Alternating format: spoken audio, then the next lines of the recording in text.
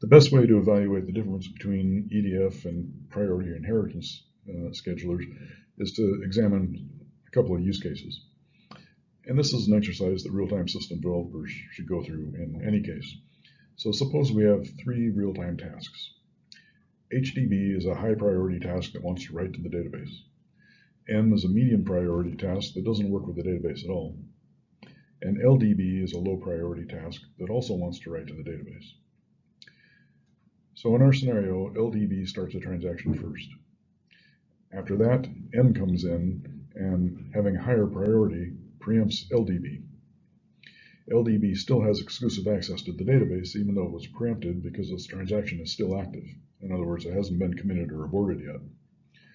So next, HDB arrives, but is unable to start a transaction because LDB has the lock.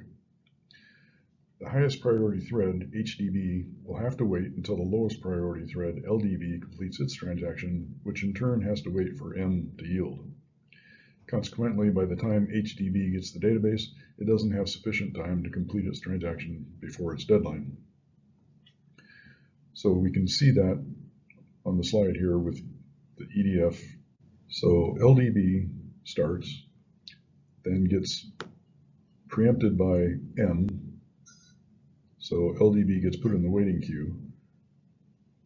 Now HDB wants to start, but it can't because LDB is still holding the database.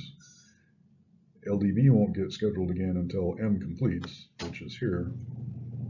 Then LDB completes its transaction, which allows HDB to run, but doesn't leave enough time for LDB to finish before the deadline.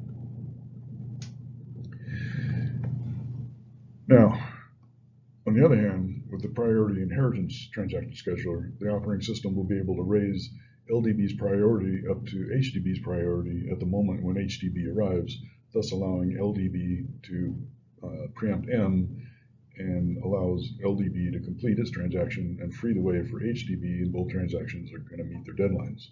So in this scenario, the priority inheritance scheme is superior. So let's walk through that one now. Find my cursor here. Okay, so LDB starts, then gets preempted by M, and then HDB starts, which has a higher priority than either M or L, and with the priority inheritance scheme, LDB gets raised to the same priority as HDB, so it then is able to preempt M and complete its transaction, which allows HDB to then complete its transaction, and then M gets to run and complete its transaction, and everybody succeeds before the end of the deadline. So again, in this scenario, priority inheritance scheme is superior. So let's look at a scenario where EDF is superior. Again, we have three transactions, all with the same priority this time. So the picture illustrates a scenario in which two transactions have arrived while a single transaction, the bottom one in the picture, or number one, is executing. In this scenario, the priority inheritance scheduler would execute all three in the order they were registered with the system. In other words, they have the same priority, so they get executed in, first out order.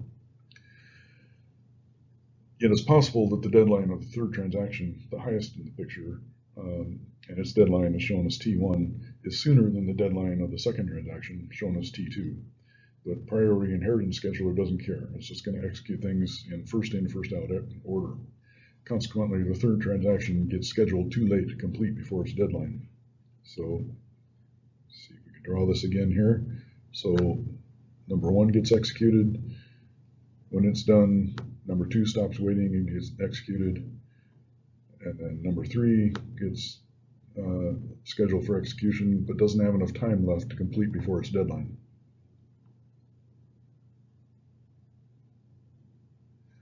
Now, with the EDF scheduler, the third transaction will be scheduled to run before the second transaction, even though it arrived in the queue after the second transaction, because its deadline is earlier than the second transaction's deadline. As a result, both will fit into their deadlines. So here we go. Number one gets started first. 2 and 3 both get started, but after number 1, so they're just waiting in the queue, but they get ordered in the queue by their deadline. And we can see that number 3 has a earlier deadline than number 2. So when number 3 finishes executing, then, when number 1 finishes executing, then number 3 gets to execute. And when number 3 is done, then it's number 2's time, and all 3 get to finish before their deadline. So in this case, earliest deadline first is better than priority inheritance. So this is the kind of analysis you need to go through with your own system to determine which is going to be the better scheduling algorithm, earliest deadline first or priority inheritance.